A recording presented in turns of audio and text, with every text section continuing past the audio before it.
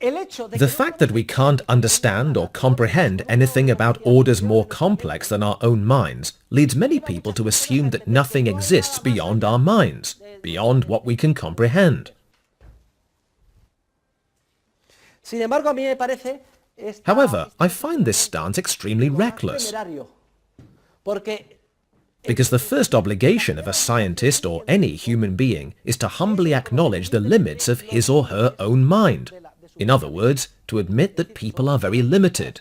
To do this, we must allow for the possible existence of orders so complex that we do not understand them.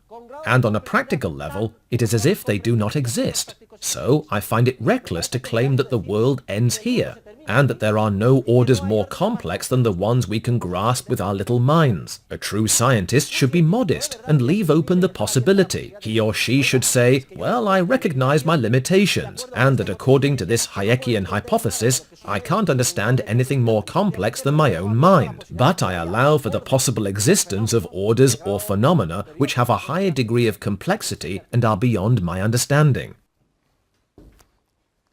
The second step would be to ask you the following question.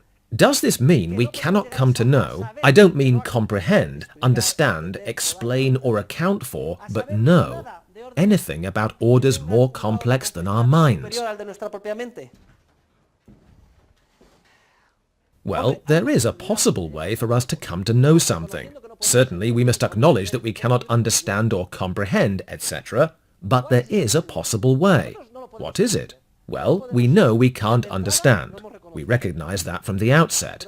But how can we come to know something? There is only one possible way. A little bird could come and tell us.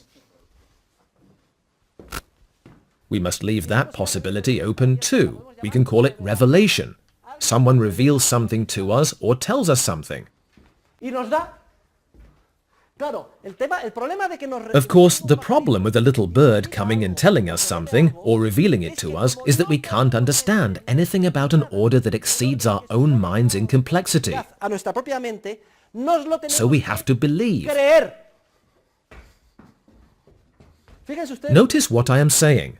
I am saying that with our degree of conceptual complexity, we cannot account for nor understand any order more complex than our own. It's as if we were blind. Also, I am saying that any modest scientist must acknowledge the limits of his or her own mind, and must not adamantly declare, nothing exists but what I can understand. At least a humble scientist should say, I am open to the hypothesis that there are orders of such a degree of complexity that I cannot understand them. There is a further step, and many people take it based on belief. The belief that we can come to know something if it is revealed to us from outside and we accept that it is true.